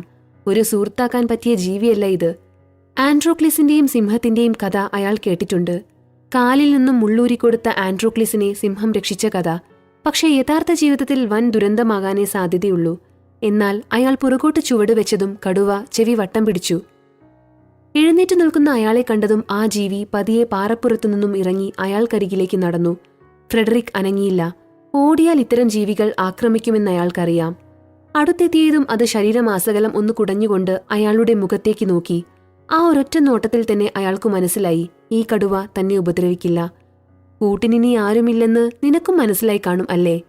ഫ്രെഡറിക് ധൈര്യം സംഭരിച്ച് അതിന്റെ തലയിൽ തലോടി. അപ്പോഴാണ് അയാൾ ശ്രദ്ധിക്കുന്നത് പെൺകടുവയാണ്. അയാളുടെ മനസ്സിൽ നിന്ന് പേടി പൂർണ്ണമായി മാറി. വല്ലാതെ വിശക്കുന്നു. സംസാരിക്കാൻ ഒരു സുഹൃത്തിനെ കിട്ടിയതുപോലെയായിരുന്നു അയാൾക്ക്. പടുകൂറ്റൻ വാഴകൾ നിൽക്കുന്നുണ്ട്. ഏതാണ്ട് ഒരു ചെറിയ തെങ്ങിന്റെ ഉയരമുള്ളവ. ചിലതിൽ കുലകളുമുണ്ട്. ഇത് മനുഷ്യൻ കൃത്രിമമായി ബനാന ചെടികൾ ഉണ്ടാക്കിയെടുക്കുന്നതിനും ലക്ഷക്കണക്കിന് വർഷങ്ങൾ മുൻപുള്ളതാണ്. ഒരു വാഴപ്പഴം മാത്രം മതി ഒരു നേരത്തെ വിശപ്പടക്കാൻ. അത്ര വലുത്. പക്ഷെ ഉള്ളിൽ വലിയ വിത്തുകളുണ്ട്. അത് കളഞ്ഞു വേണം തിന്നാൻ. അധികം അന്വേഷിക്കേണ്ടി വന്നില്ല. അടുത്തു തന്നെ ഒരു പഴുത്ത കുല അയാളുടെ കണ്ണിൽപ്പെട്ടു. പിന്നെ അത് പറിച്ചെടുക്കാനുള്ള ശ്രമമായിരുന്നു. കല്ലെറിഞ്ഞും നീളമുള്ള കൊമ്പുകൾ കൊണ്ട് കുത്തിയുമെല്ലാം അയാൾ കാട്ടിക്കൂട്ടുന്നത് കൗതുകത്തോടെ ആ കടുവ നോക്കിയിരുന്നു. ഒടുവിൽ ഏതാണ്ട് അരമണിക്കൂർ നേരത്തെ അധ്വാനത്തിന് ശേഷം അയാൾ ഒരു 10-12 താഴെ വീഴ്ത്തി. Beautiful day my girl, of two A great start. അയാൾ അവളെ നോക്കി പുഞ്ചിരിച്ചു. എന്റെ പ്രതീക്ഷകളെല്ലാം തെറ്റിച്ചു നീ. അതുകൊണ്ട് ഒരു പരീക്ഷണം. അയാൾ തൊലി കളഞ്ഞ് ഒരു പഴം അവൾക്കു നേരെ നീട്ടി. എന്നാൽ അതിലേക്കൊന്നും നോക്കുക പോലും ചെയ്യാതെ അവൾ മുൻപോട്ട് നടന്നു. യു സി, ഇതാണ് പ്രശ്നം. അയാൾ പിന്തുടർന്നു. നീ ഒരു മാംസഭോജിയല്ലേ? എത്ര നാൾ വിശപ്പ് സഹിച്ച് എന്റെ പുറകെ നടക്കും? അവസാനം നിവൃത്തിയില്ലാതെ വരുമ്പോൾ നീ എന്നെ ആഹാരമാക്കും. അത്ര തന്നെ. തുടർന്നുള്ള യാത്രയിലെല്ലാം അയാളുടെ ചിന്ത ഇവിടെ നിന്നും പലായനം ചെയ്ത മൃഗങ്ങളെല്ലാം എവിടെ പോയി കാണുമെന്നായിരുന്നു. പ്രകൃതിക്ഷോഭം മുൻകൂട്ടി അറിയാൻ അവർക്ക് കഴിയും. പക്ഷെ അവ എങ്ങോട്ടാണ് രക്ഷപ്പെടുക? ദ്വീപല്ലേ? അപ്പോഴയാൾക്ക് മറ്റൊരു സംശയം കൂടി ഉണ്ടായി.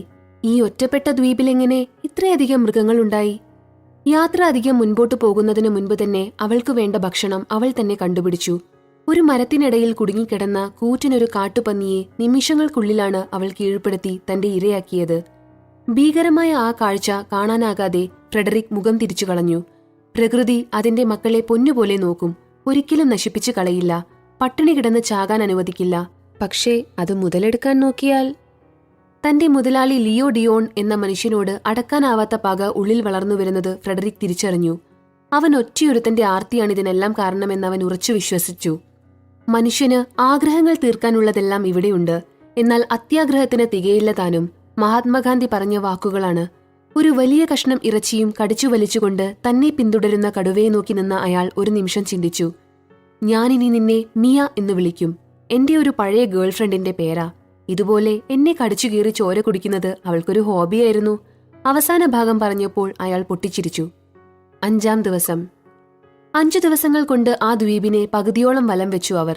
ഒടുവിൽ, നീ ഇത് കണ്ടോ മിയ? അയാൾ സന്തോഷം സഹിക്കാനാവാതെ വിളിച്ചുകൂവി. ദൂരെ മലമുകളിൽ ഒരു പടുകൂറ്റൻ മിന്മിൽ തിരിയുന്നുണ്ടായിരുന്നു. അങ്ങനത്തെ 10 ഉണ്ടായിരുന്നു അവിടെ. അറ്റ്ലീസ്റ്റ് ഒരെണ്ണമെങ്കിലും ബാക്കി കിട്ടിയല്ലോ. അയാൾ ആശ്വസിച്ചു.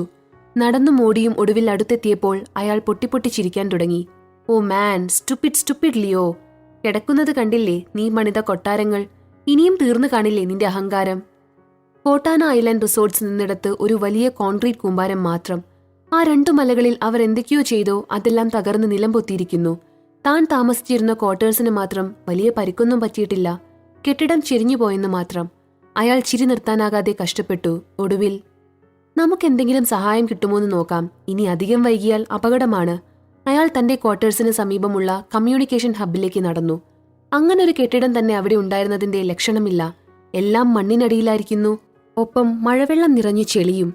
അയാൾ അവിടെ കിടന്ന ഒരു കമ്പിക്കഷ്ണമെടുത്ത് ഊഹം വെച്ച് മണ്ണിൽ പലയിടത്തും കുഴിച്ചു നോക്കി. ഒടുവിൽ ഒരു ജനൽപാളിയിൽ കമ്പി തട്ടി ഗ്ലാസ് പൊട്ടുന്ന ശബ്ദം കേട്ടു. യെസ്! സന്തോഷത്തോടെ അയാൾ ആ പാളി കുത്തിത്തുറന്ന് അതിനടിയിലൂടെ ആ മുറിയിലേക്ക് ഊർന്നിറങ്ങി. ആഹാ! അയാൾ അപ്പോഴാണ് ശ്രദ്ധിച്ചത്, കെട്ടിടം തല കീഴായിട്ടാണ് കിടക്കുന്നത്. അയാൾ നിൽക്കുന്നത് റൂഫ് സ്ലാബിലാണ്. അവിടെയാകെ പരതി കമ്മ്യൂണിക്കേഷൻ ഡിവൈസ് ആണെന്ന് തോന്നിയ എല്ലാതും എടുത്ത് അയാൾ വെളിയിലേക്കിട്ടു. വയർലെസ് സെറ്റുകളാണ് അധികവും. അതുകൊണ്ട് പ്രയോജനമില്ല. സാറ്റലൈറ്റ് ഫോൺ വേണം. അഥവാ അത് കിട്ടിയാൽ തന്നെയും ചാർജ് ചെയ്യണമെങ്കിൽ കറണ്ട് വേണം. അതിജീവിച്ചേ പറ്റൂ. ഭിത്തിയിലൊരു പോസ്റ്റർ ഒട്ടിച്ചിരുന്നു. വെറുതെ ഇരിക്കുന്നവന്റെ മനസ്സ് ചെകുത്താന്റെ പണിപ്പുരയാണ്. ഒപ്പം മുതലാളി ലിയോയുടെ ഒരു ചിത്രവും. വലങ്കൈ തള്ളവിരൽ ഉയർത്തിപ്പിടിച്ച് വെളുക്കെ ചിരിച്ചുകൊണ്ട് തലകീഴായി നിൽക്കുന്ന ആ ചിത്രത്തിലേക്ക് ഫ്രെഡറിക് കാർക്കിച്ചു തുപ്പി. തുടർന്നങ്ങോട്ടുള്ള സമയം മുഴുവൻ അയാൾ പുറം ലോകവുമായി ബന്ധപ്പെടാനുള്ള മാർഗങ്ങൾ അന്വേഷിച്ച് അവിടമാകെ പരതുകയായിരുന്നു. സാറ്റലൈറ്റ് ഫോൺ ഒരെണ്ണം കിട്ടിയെങ്കിലും തികച്ചും പ്രവർത്തനം നിലച്ച നിലയിലായിരുന്നു. മറിഞ്ഞു വീണ ഒരു മേശയ്ക്കടിയിൽപ്പെട്ട് അതാകെ തകർന്ന് തരിപ്പണമായിരിക്കുന്നു. ഇനിയൊരു മാർഗം SOS സന്ദേശം അയക്കുക എന്നതാണ്. കടലിലൂടെ പോകുന്ന ഏതെങ്കിലും കപ്പലുകളിലേക്ക് ഒരു റേഡിയോ സന്ദേശം അയക്കാൻ സാധിച്ചാൽ.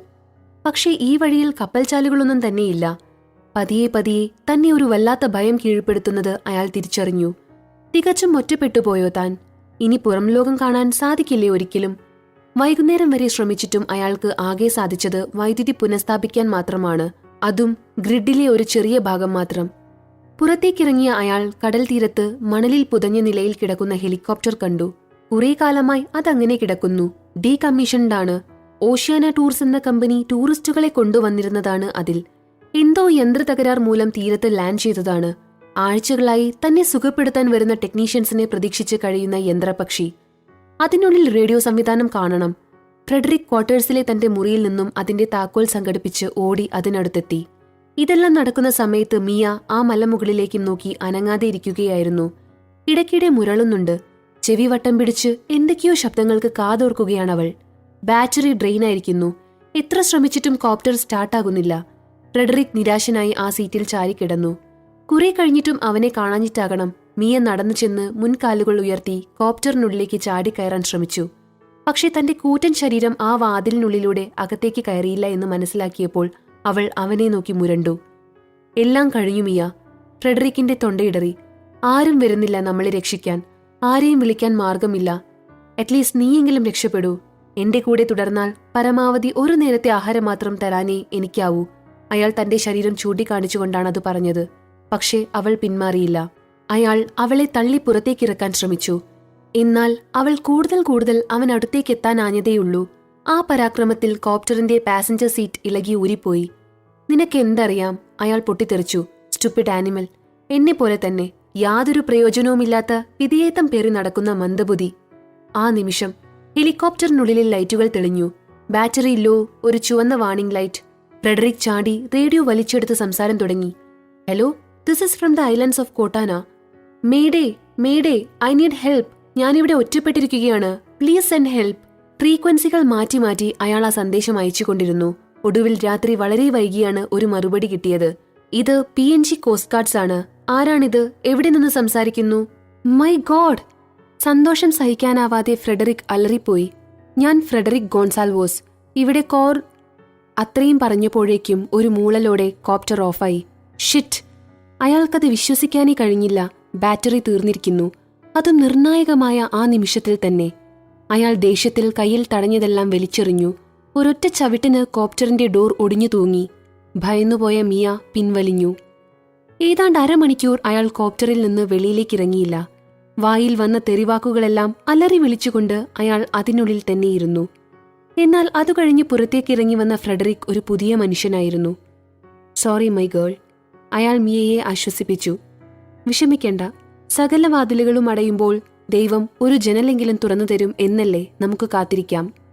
രാത്രി ക്വാർട്ടേഴ്സിനുള്ളിൽ ഉറങ്ങാനുള്ള തയ്യാറെടുപ്പുകളിലായിരുന്നു ഫ്രെഡറിക്. കട്ടിലിന്റെ 3 കാലുകളും ഒടിഞ്ഞുപോയിരുന്നു. ശേഷിച്ച ഒരു കാലും കൂടി തട്ടിക്കളഞ്ഞ് അയാളത് നിലത്തിറക്കി വെച്ചു. പരമാവധി ശാന്തനായിരിക്കാൻ അയാൾ ശ്രദ്ധിച്ചു. അനാവശ്യമായി ദേഷ്യപ്പെട്ടാൽ ഒരു പക്ഷേ സമനില തെറ്റിപ്പോകാൻ സാധ്യതയുണ്ട്. ഒറ്റപ്പെട്ടു പോയാൽ മനുഷ്യരുടെ സ്വഭാവത്തിൽ വളരെ വിചിത്രമായ പ്രത്യേകതകളുണ്ടാകുമെന്ന് കേട്ടിട്ടുണ്ട്. ഉറക്കം നഷ്ടപ്പെടും, മായക്കാഴ്ചകൾ കാണും, ജീവനില്ലാത്ത വസ്തുക്കളോട് സംസാരിക്കാൻ തുടങ്ങും, അങ്ങനെ. കോർട്ടാന. നല്ല ഉറക്കത്തിലേക്ക് ആഴ്ന്നുപോയിരുന്നു ഫ്രെഡറിക്. അയാളുടെ കാൽച്ചുവട്ടിൽ തന്നെ അനുസരണയുള്ള ഒരു വളർത്തുനായയെ പോലെ മിയ ചുരുണ്ടുകൂടി കിടന്നു. ഏതാണ്ട് 11 മണിയായി കാണണം. മിയ പെട്ടെന്ന് ഞെട്ടിയെഴുന്നേറ്റു. ചെവികൾ വട്ടം പിടിച്ച് ഉറക്കിയൊന്നു മുരണ്ടു. ഫ്രെഡറിക്കും ഞെട്ടിയുണർന്നു. What happened? അയാൾ മുറിയിലെ സോളാർ ലാമ്പ് തെളിയിച്ചു. എഴുന്നേറ്റ് വാതിലിലേക്ക് നോക്കി തന്റെ മുരൾച്ച തുടരുകയാണ് മിയ. തലയിണക്കീഴിൽ നിന്ന് തന്റെ പിസ്റ്റൾ വലിച്ചെടുത്തു അയാൾ. തനിക്ക് കേൾക്കാൻ പറ്റാത്തതെന്തോ മിയ കേൾക്കുന്നുണ്ടെന്ന് അയാൾക്ക് മനസ്സിലായി. ആരെങ്കിലും ഉണ്ടോ അവിടെ? അയാൾ ഉറക്കെ വിളിച്ചു ചോദിച്ചു. മറുപടിയില്ല. ഇറ്റ്സ് നത്തിങ് മിയ, കിടക്കൂ. എന്തായാലും നമുക്ക് നാളെ നോക്കാം. അയാൾ ക്ഷീണിതനായിരുന്നു. എന്നാൽ കിടക്കയിലേക്ക് ചാഞ്ഞതും അയാൾ അത് കേട്ടു. വാതിലിനു വെളിയിൽ ആരോ നടക്കുന്ന ശബ്ദം. പുറത്തെ നിലാവെളിച്ചത്തിൽ ആരുടെയോ നിഴൽ വാതിലിനടിയിലൂടെ മുറിയിലേക്ക് വരുന്നുമുണ്ട്. ആരാ അവിടെ? ഫ്രെഡറിക് ചാടി എഴുന്നേറ്റു. മിയയുടെ മുരൾച്ച ഒരു പൂർണ്ണ ഗർജനമായി മാറി. ഞെട്ടിത്തിരിഞ്ഞ് അവളെ നോക്കിയ അയാൾ അപ്പോഴാണ് ആ ജീവി എത്ര അപകടകാരിയാണെന്ന് ആലോചിച്ചത്. Help me! പുറത്തുനിന്നും ഒരു പതിഞ്ഞ സ്വരം, ഒരു പെൺകുട്ടിയുടെ. എന്താണ് ചെയ്യേണ്ടതെന്നറിയാതെ ഫ്രെഡറിക് ആകെ അന്തം വിട്ടു. ആരായിരിക്കും ഇത്? ഒടുവിൽ രണ്ടും കൽപ്പിച്ച് അയാൾ വാതിൽ തുറക്കാൻ തന്നെ തീരുമാനിച്ചു. തോക്ക് ലോഡഡ് ആണെന്ന് ഉറപ്പുവരുത്തി. ഓരോ കാൽവയ്പിലും ശ്രദ്ധിച്ച് ഡോറിനരികിലെത്തിയ അയാൾ ഒരൊറ്റ വലിക്കത് തുറന്ന് ഒരലർച്ചയോടെ തോക്ക് ചൂണ്ടി. അവിടെ ഏതാണ്ട് 18 വയസ്സ് തോന്നിക്കുന്ന ഒരു പെൺകുട്ടി നിന്നിരുന്നു. തളർന്ന അവശയായി, ഏത് നിമിഷവും നിലം പതിക്കാമെന്ന നിലയിൽ. വലം കൈയിലൊരു വിലങ്ങ്, അതിന്റെ മറ്റേ ഭാഗം ഒരു കഷ്ണം മരത്തടിയിൽ ബന്ധിച്ച നിലയിലായിരുന്നു. അഴിച്ചിട്ട നീണ്ട മുടി കാറ്റിൽ പാറിക്കളിക്കുന്നുണ്ട്. നിലാവെളിച്ചത്തിൽ ആ രൂപം ആരെയും ഭയചകിതരാക്കാൻ പോന്നതായിരുന്നു. ആരാ? ഫ്രെഡറിക്കിന്റെ സ്വരം ചിലമ്പിച്ചു. പെട്ടെന്നാണ് പെൺകുട്ടി അയാൾക്കു പുറകിൽ നിൽക്കുന്ന മിയയെ കണ്ടത്. പല്ലുകൾ ഇളിച്ചുപിടിച്ച് കടുവ ഒന്ന് ചീറ്റി. അതോടെ ബോധം നഷ്ടപ്പെട്ട ആ പെൺകുട്ടി വാതിൽക്കൽ നിന്നിരുന്ന ഫ്രെഡറിക്കിന്റെ മേലേക്ക് കുഴഞ്ഞു വീണു. അവളെ താങ്ങിയെടുത്ത് മുറിക്കുള്ളിലേക്ക് കയറി അയാൾ നേരെ ബെഡിൽ കൊണ്ടുപോയി കിടത്തി. നല്ല പരിചയം തോന്നുന്ന മുഖം. അയാൾ പിറുപിറുത്തു. ഏതാനും മിനിറ്റുകൾ ആലോചിച്ചു നിന്ന ശേഷം ഒരു കുപ്പിയിൽ കരുതിയിരുന്ന വെള്ളമെടുത്ത് അയാൾ അവളുടെ മുഖത്ത് തെളിച്ചു. ഞെട്ടി കണ്ണുകൾ തുറന്നെങ്കിലും അവൾക്ക് എഴുന്നേൽക്കാനുള്ള ശേഷിയുണ്ടായിരുന്നില്ല. പറയൂ കുട്ടി, ആരാ നീ? അയാൾ അവളുടെ കവിളിൽ മെല്ലെ തട്ടി. തന്റെ കാൽച്ചുവട്ടിൽ നിൽക്കുന്ന കൂറ്റൻ കടുവയെ തന്നെയാണ് അവളുടെ നോട്ടം. ശ്വാസമെടുക്കാൻ പോലും ഭയന്നുള്ള ആ ഇരിപ്പ് കണ്ട് ഫ്രെഡറിക് അവളെ നോക്കി പുഞ്ചിരിച്ചു. ഇതൊരു സുഹൃത്താണ്, പേടിക്കണ്ട, ഉപദ്രവിക്കില്ല. ഞാനും കുട്ടിയെ ഉപദ്രവിക്കില്ല. പറയൂ, ആരാ നീ? അവൾ ഞെട്ടി അവന്റെ മുഖത്തേക്ക് നോക്കി. ഒരു നിമിഷം വിറങ്ങിലിച്ചു നിന്നു. കോർട്ടാന. അവളുടെ സ്വരം വിറയ്ക്കുന്നുണ്ടായിരുന്നു. ഓ! ഫ്രെഡറിക്കിന് പെട്ടെന്ന് ഓർമ്മ വന്നു. കോർട്ടാന, യു മീൻ ലിയോയുടെ? അതെ, ലിയോയുടെ ഗേൾഫ്രണ്ട്. അവൾ തലകുലുക്കി. നീ ഒറ്റയ്ക്കേ ഉള്ളോ? നീ മാത്രം എങ്ങനെ? ഏങ്ങലടിച്ചുള്ള ഒരു കരച്ചിലായിരുന്നു മറുപടി. ആ ബാസ്റ്റേഡ് എന്നെ ഇവിടെ ഉപേക്ഷിച്ചിട്ട് പോയി, അവൻ ചാകാൻ വിട്ടിട്ട്. അവൾ തന്റെ കയ്യിലെ വിലങ്ങ് ഉയർത്തി കാണിച്ചു. വാട്ട്? ഫ്രെഡറിക്കിനൊന്നും മനസ്സിലായില്ല. 1 വർഷമായി അവൻ എന്നെ ഒഴിവാക്കാൻ നോക്കുന്നു. ഇപ്പോ അവനൊരവസരം കിട്ടിയതാ. എർത്ത്ക്വേക്ക് തുടങ്ങിയപ്പോൾ, അലാറം മുഴങ്ങിയപ്പോൾ അവൻ എന്നെ ബെഡ്റൂമിലേക്ക് കൊണ്ടുപോയി. അവിടെ ബെഡ് പോസ്റ്റിൽ ദാ ഈ വിലങ്ങിട്ട് പൂട്ടി. ഫ്രെഡറിക് സ്തംഭിച്ചു നിന്നുപോയി. എന്തൊരു ക്രൂരത! എല്ലാം തകർന്നു വീണു. എന്തോ ഭാഗ്യത്തിന് ബെഡ്റൂമിന് മാത്രം ഒന്നും സംഭവിച്ചില്ല. പക്ഷെ ബംഗ്ലാവ് മുഴുവൻ ഭൂമിക്കടിയിലായിപ്പോയി. ഞാൻ കഴിഞ്ഞ കുറേ ദിവസങ്ങളായി രക്ഷപ്പെടാനുള്ള ശ്രമത്തിലായിരുന്നു. ഇന്നലെയാണ് ബെഡ് പോസ്റ്റ് തകർത്ത് എന്റെ കൈ വിടുവിച്ചെടുക്കാനായത്. പിന്നെ ആ കെട്ടിടത്തിൽ നിന്ന് പുറത്തേക്ക് കടക്കാനുള്ള മാർഗം അന്വേഷിച്ചു നടന്നു. ഒത്തിരി കഷ്ടപ്പെട്ടു. അവൾ വിങ്ങിപ്പൊട്ടി. നിങ്ങളെ ഞാൻ കുറേ സമയം മുൻപേ കണ്ടതാ. പക്ഷേ അടുത്തേക്ക് വരാൻ പേടിയായിരുന്നു. അവൾ മിയയെ നോക്കി. It's okay, you are safe now. Frederick അവളെ താങ്ങി എഴുന്നേൽപ്പിച്ചു. നിങ്ങളെ ഞാൻ കണ്ടിട്ടുണ്ട്. പേരെനിക്കറിയില്ല. ഞാൻ ഫ്രെഡറിക്. ഫ്രെഡി എന്ന് വിളിച്ചാൽ മതി. ഇത് മിയ. കടുവയെ നിങ്ങൾ വളർത്തുന്നതാണോ? ഫ്രെഡറിക് പൊട്ടിച്ചിരിച്ചു. ഈ ദ്വീപിൽ നമ്മൾ ആരും ഒന്നും വളർത്തേണ്ട ആവശ്യമില്ല കുട്ടി. ഒക്കെ തനിയെ വളർന്നു വന്നിരുന്നതാണ്. നമ്മൾ പലതും വളർത്താൻ ശ്രമിച്ചതിന്റെ അനന്തരഫലമാണ് ഈ കാണുന്നതൊക്കെ. എനിക്ക് വിശക്കുന്നു. അവൾ വീണ്ടും കരയാൻ തുടങ്ങി. ഓ, അതിന് വഴിയുണ്ടാക്കാം, കരയല്ലേ. ഫ്രെഡറിക് ക്യാബിനറ്റ് തുറന്നു. സപ്ലൈ ക്വാർട്ടേഴ്സിൽ നിന്ന് ഞാൻ കുറേ സാധനങ്ങൾ എടുത്തു വെച്ചിട്ടുണ്ട്. ചിപ്സാണ് അധികവും. തൽക്കാലം അത് കഴിക്ക്. പിന്നിതാ ഈ പഴങ്ങളും ഞാൻ കാട്ടിൽപ്പെട്ട സമയത്ത് പറിച്ച് കയ്യിൽ സൂക്ഷിച്ചതാ. ഭക്ഷണം കണ്ട മാത്രയിൽ ആർത്തിയോടെ ചാടി വീണ് വലിച്ചുവാരി തിന്നാൻ തുടങ്ങിയ അവളെ കണ്ടപ്പോൾ ഫ്രെഡറിക്കിന്റെ മുഖത്ത് സഹതാപം നിറഞ്ഞു. കഴിഞ്ഞ ആഴ്ച വരെ എത്ര സുഖലോലുപതയിൽ ജീവിച്ചിരുന്നവളാണിവൾ. Leo ഡിയോണിന്റെ girlfriend. അവളുടെ പേരാണ് ഈ ഐലൻഡിന് അയാളിട്ടിരിക്കുന്നത്. അത്രയും ചിന്തിച്ചപ്പോൾ അയാൾക്കൊരു സംശയം തോന്നി. നിനക്ക് എത്ര വയസ്സായി കുട്ടി? 18. അപ്പോൾ 4.5 വർഷങ്ങൾക്ക് മുൻപാണ് അയാൾ ഈ ദ്വീപിന് കുട്ടിയുടെ പേരിടുന്നത്. അപ്പോൾ എനിക്ക് 12 വയസ്സുള്ളപ്പോൾ എന്നെ തട്ടിക്കൊണ്ടു പോന്നതാണ് ലിയോ. എന്റെ പാരൻസിന് ഒരു തുക കൊടുത്ത് എന്നെ അയാൾ വാങ്ങി. അത് പറഞ്ഞപ്പോൾ പക്ഷേ അവൾ കരഞ്ഞില്ല. മരവിപ്പായിരുന്നു മുഖത്ത്. അയാൾ കണ്ണുകൾ ഇറുക്കിയടച്ചു. ഇപ്പോഴും ഇത്തരം ഇടപാടുകൾ നടക്കുന്ന രാജ്യമാണ് പാപ്പുവ ന്യൂഗിനി. കുട്ടികളോടുള്ള ലൈംഗിക അതിക്രമങ്ങൾക്ക് കുപ്രസിദ്ധി ആർജിച്ച നാട്. കുട്ടി ഉറങ്ങിക്കോളൂ, നാളെ സംസാരിക്കാം നമുക്ക്. ഫ്രെഡറിക് ഒരു ദീർഘനിശ്വാസത്തോടെ ലൈറ്റ് ഡിം ചെയ്തു. മിയ മടങ്ങുന്നു. പിറ്റേന്ന് അതിരാവിലെ ഫ്രെഡറിക് കണ്ണുകൾ തുറന്നു. കഴിഞ്ഞ നാളുകളെ പോലെയല്ല, എന്തോ ഒരു പ്രത്യേകതയുള്ള പുലരി. കിളികളുടെ കരച്ചിലാണ് ചുറ്റും. അയാൾ വെളിയിലിറങ്ങി. പറന്നുപോയവരെല്ലാം തിരിച്ചു വരികയാണ്. തങ്ങളുടെ ആവാസ വ്യവസ്ഥ തിരിച്ചു കിട്ടിയിരിക്കുന്നു. റിസോർട്ട് സ്ഥിതി ചെയ്തിരുന്ന മലയുടെ മറുഭാഗത്തേക്കാണ് എല്ലാവരുടെയും യാത്ര. ഹേയ് മിയ! അയാൾ മുറിക്കകത്തേക്ക് തലനീട്ടി വിളിച്ചു. പുറത്തേക്ക് വാ, ഇത് നോക്കൂ. നല്ലൊരു ഉറക്കം കഴിഞ്ഞെഴുന്നേറ്റ അവൾ ഒന്ന് മൂരി നിവർത്തി. നന്നായി വായ് പിളർത്തി ഒന്ന് ഗർജിച്ചു. കോർട്ടാന ഞെട്ടിയുണർന്നു. Come on Mia, let's go. അയാൾ കൈകൊണ്ട് ആംഗ്യം കാട്ടി നടപ്പ് തുടങ്ങി. ജോഗിംഗ്? കോർട്ടാന അത്ഭുതപ്പെട്ടു. നോ, കുട്ടി അത് കണ്ടോ? അയാൾ മലയ്ക്കപ്പുറത്തേക്ക് വിരൽ ചൂണ്ടി. എന്റെ ഊഹം ശരിയാണെങ്കിൽ മിയയുടെ കുടുംബം അവിടെ ഉണ്ടാകണം. ഈ പക്ഷികളെല്ലാം തിരിച്ച് ആ ദിശയിലേക്കാണ് പറക്കുന്നത്. നമ്മളെപ്പോലെയല്ല, ഇവറ്റകൾക്ക് പ്രകൃതി പ്രത്യേകം മുന്നറിയിപ്പ് കൊടുക്കാറുണ്ട്. ഞാൻ ഇവളെ അവിടെ കൊണ്ടുപോയാക്കിയിട്ട് വരാം. ആ പെൺകുട്ടിക്ക് ഒന്നും മനസ്സിലായ ലക്ഷണമില്ല. പക്ഷെ അവൾ മറുത്തൊന്നും പറയാതെ അയാളെ അനുസരണയോടെ പിന്തുടരുന്ന പൂർണ്ണ വളർച്ചയെത്തിയ ആ കടുവയെ കൗതുകത്തോടെ നോക്കിയിരുന്നു. ഫ്രെഡറിക്കിന്റെ ചിന്ത ശരിയായിരുന്നു. ഏതാണ്ട് 2 കിലോമീറ്ററോളം നീണ്ട ആ യാത്രയ്ക്കൊടുവിൽ മലനിരകൾക്കപ്പുറം തന്റെ കുടുംബക്കാരുടെ സാന്നിധ്യം തിരിച്ചറിഞ്ഞ മിയ ആഹ്ലാദവതിയായി. പൊയ്ക്കോളൂ. അയാൾ അവളുടെ മൂർധാവിൽ തലോടി. ഇനി ഒരിക്കലും നമ്മൾ തമ്മിൽ കണ്ടെന്ന് വരില്ല. പക്ഷേ അയാൾ തന്റെ ഹൃദയത്തിലേക്ക് വിരൽ ചൂണ്ടി. മറക്കില്ല നിന്നെ ഒരിക്കലും ഞാൻ. തൊണ്ടയിടറിയിരുന്നു അത് പറഞ്ഞപ്പോൾ. സാവധാനം മലയിറങ്ങിപ്പോകുന്ന തന്റെ പ്രിയപ്പെട്ട സുഹൃത്തിനെ നോക്കി അയാൾക്ക് അധിക നേരം നിൽക്കാനായില്ല. കണ്ണുകൾ നിറഞ്ഞു തുളുമ്പി.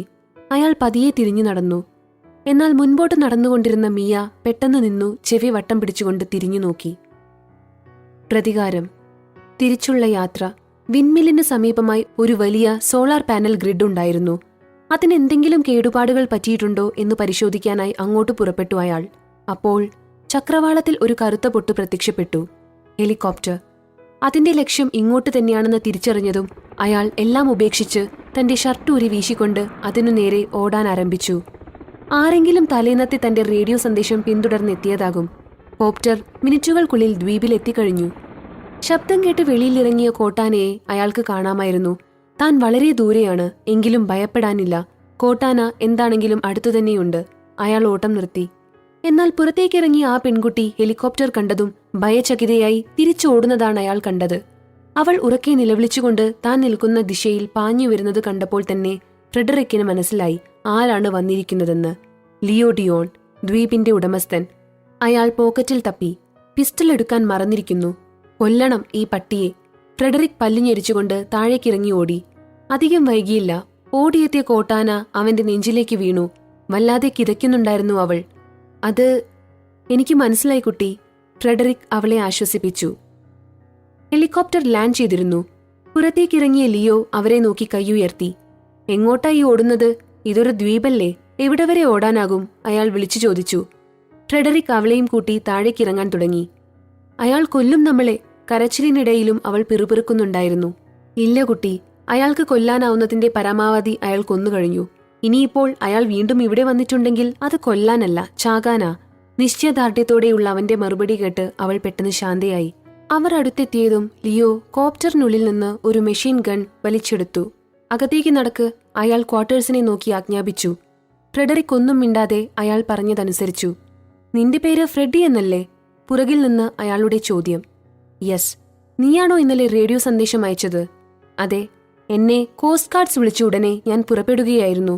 എന്നേക്കാൾ മുൻപ് മറ്റാരെങ്കിലും വന്ന് അവളെ കണ്ടാൽ പ്രശ്നമായേനെ. അതിരിക്കട്ടെ, വേറെ ആരെങ്കിലും ഉണ്ടോ ഇവിടെ സർവൈവ് ചെയ്തവർ? ഇല്ല. നിന്റെ കൂടെ ഉണ്ടായിരുന്നവർ? ഫ്രെഡറിക് ഒന്നും മിണ്ടിയില്ല. നീ എങ്ങനെ രക്ഷപ്പെട്ടു? അതിനും അയാൾ മറുപടി കൊടുത്തില്ല. ഫ്രെഡി, ലിയോയുടെ സ്വരത്തിൽ സൗഹൃദഭാവമായിരുന്നു. വല്ലാതെ ഭയന്നുപോയി കാണും അല്ലേ? ഇനി ഇവിടുന്ന് രക്ഷപ്പെടാൻ ഒരു മാർഗവുമില്ലെന്ന് കരുതി കാണും. എനിക്ക് മനസ്സിലാകും ആ നിസ്സഹായാവസ്ഥ. ഞാനും അനുഭവിച്ചതാണ് ഇവിടെ ആദ്യമായി കാലുകുത്തിയ ദിവസം. അപ്പോഴേക്കും വാതിൽക്കിലെത്തിയ ഫ്രെഡറിക് കോർട്ടാനയെ അകത്തേക്ക് തള്ളിയിട്ട് തിരിഞ്ഞു നിന്നു. നിങ്ങളുടെ ഈ വരവിന്റെ ഉദ്ദേശം എന്താണ്? ലുക്ക് മാൻ, നിന്നെ കൊല്ലണ്ട ഒരാവശ്യവുമില്ല എനിക്ക്. പക്ഷേ അവൾ ഇനി ജീവിച്ചിരുന്നാൽ എനിക്കൊരു ബാധ്യതയാണ്. എന്റെ എല്ലാം അവൾക്കറിയാം. മര്യാദയ്ക്ക് മുന്നിൽ നിന്ന് മാറിയാൽ നിനക്ക് രക്ഷപ്പെടാം. കോപ്റ്ററിൽ ഇഷ്ടം പോലെ ഇടമുണ്ട്. നിന്നെപ്പോലെ മിടുക്കനായ ഒരു എഞ്ചിനീയറെ കൊണ്ട് എന്നും എനിക്ക് ആവശ്യമുണ്ട്. എഞ്ചിനീയർമാരെ കൊണ്ട് നീ പണിയിച്ചതല്ലേ ഈ കിടക്കുന്നത്? ഇനിയും മതിയായിട്ടില്ലേ നിനക്ക്? ഓ ഇതോ? അയാൾ നിസ്സാരഭാവത്തിൽ പുഞ്ചിരിച്ചു. ഇതൊക്കെ എനിക്ക് വെറും നിസ്സാരം. ദ്വീപുകൾ ഇനിയുമുണ്ട് കണ്ടെത്താൻ. അടുത്ത യാത്രയിൽ അടുത്ത ദ്വീപിൽ. പക്ഷെ വോൾക്കാനോ ഉണ്ടോ എന്ന് ആദ്യമേ ഉറപ്പുവരുത്തണമെന്നേ ഉള്ളൂ. അയാൾ ചിരിച്ചു. സോറി മിസ്റ്റർ ലിയോ, എനിക്ക് താല്പര്യമില്ല. കഴിഞ്ഞ ദിവസം ഇവിടെ കണ്ടത് ഒരു അഗ്നിപർവ്വത സ്ഫോടനമോ ഭൂകമ്പമോ ആയിരുന്നില്ല. കോടികൾ വാരിയെറിഞ്ഞ് നീ ഇവിടെ കാണിച്ചുകൂട്ടിയ തോന്നിയാസങ്ങൾക്കെതിരായുള്ള ഒരു കൊച്ചു മുന്നറിയിപ്പ്, അത്രമാത്രം. What the hell are you rambling about man? നിറച്ച തോക്കിന് മുൻപിൽ നിന്ന് പ്രസംഗിക്കുന്നോ? എന്നെപ്പറ്റി തീരെ അറിയില്ലാത്തതുപോലെ. അയാൾ തോക്ക് ഫ്രെഡറിക്കിന്റെ നെഞ്ചിനു നേരെ ഉയർത്തി. ഒന്ന് തിരിഞ്ഞു നോക്കൂ ലിയോ, ഫ്രെഡറിക് ആവശ്യപ്പെട്ടു. അവനത് പറഞ്ഞു തീരുന്നതിനു മുൻപേ തന്നെ തന്റെ പുറകിൽ നിന്നും ഭീമാകാരമായൊരു നിഴൽ വളർന്ന് മുന്നിലേക്ക് നീണ്ടുവരുന്നത് ലിയോ ശ്രദ്ധിച്ചിരുന്നു. തിരിഞ്ഞു നോക്കിയ നിമിഷം തന്നെ അയാളുടെ താടിയെല്ല തകർത്തുകൊണ്ട് ഒരു പ്രഹരം വീണു. മലർന്നടിച്ചു വീണ അയാളുടെ നെഞ്ചിലേക്ക് മുൻകാലുകൾ രണ്ടും കയറ്റിവെച്ച് മിയ ദിഗന്ധം നടുങ്ങുമാർ ഉച്ചത്തിൽ ഗർജിച്ചു. ഒരു പ്രാവശ്യമല്ല, പലവട്ടം. അതിനുള്ള മറുപടി കൂട്ടത്തോടെ ആ മലനിരകൾക്കപ്പുറത്തുനിന്നും മുഴങ്ങി. കിടന്ന കിടപ്പിൽ തെറിച്ചു വീണ തന്റെ തോക്ക് എത്തിപ്പിടിക്കാനായിരുന്നു ലിയോയുടെ ശ്രമം. പക്ഷേ അയാൾ അതിൽ തൊട്ടതും മുന്നോട്ടാഞ്ഞ ഫ്രെഡറിക് അത് കാലുകൊണ്ട് തട്ടിത്തെറിപ്പിച്ചു കളഞ്ഞു. 5 ദിവസമായിട്ട് പട്ടിണിയല്ലേ മിയ? എൻജോയ് യോ മീൽ. അയാൾ വാത്സല്യത്തോടെ അവളുടെ മൂർധാവിൽ തലോടി. അപ്പോഴേക്കും കോട്ടാനയും വെളിയിൽ വന്നിരുന്നു. Let's go. അയാൾ അവളുടെ കൈ പിടിച്ച് ഹെലികോപ്റ്ററിനരികിലേക്ക് നടന്നു. നിനക്കറിയാമോ അത് പറത്താൻ? അറിയാം കുട്ടി. ലാൻഡ് ചെയ്യാൻ മാത്രമേ അറിയാത്തതുള്ളൂ. അയാൾ പൊട്ടിച്ചിരിച്ചുകൊണ്ട് അവളെ കോപ്റ്ററിനുള്ളിലേക്ക് എടുത്തു കയറ്റി. എഞ്ചിൻ ഓഫായിരുന്നില്ല. പൈലറ്റ് സീറ്റിലേക്ക് കടന്നിരിക്കുന്നതിനു മുൻപ് ഫ്രെഡറിക് ഒരു പ്രാവശ്യം കൂടി തിരിഞ്ഞു നോക്കി. അപ്പോഴും പിടഞ്ഞുകൊണ്ടിരുന്ന ലിയോയുടെ ശരീരവും കടിച്ചുവലിച്ച് അനായാസമായി മിയ മല കയറി തുടങ്ങിയിരുന്നു. Good bye my friend. ഇനിയും ഒരു മനുഷ്യൻ നിങ്ങളുടെ ഈ സ്വർഗത്തിൽ കാലുകുത്താതെ ഞാൻ ശ്രദ്ധിച്ചോളാം, അയാൾ മനസ്സിൽ മന്ത്രിച്ചു.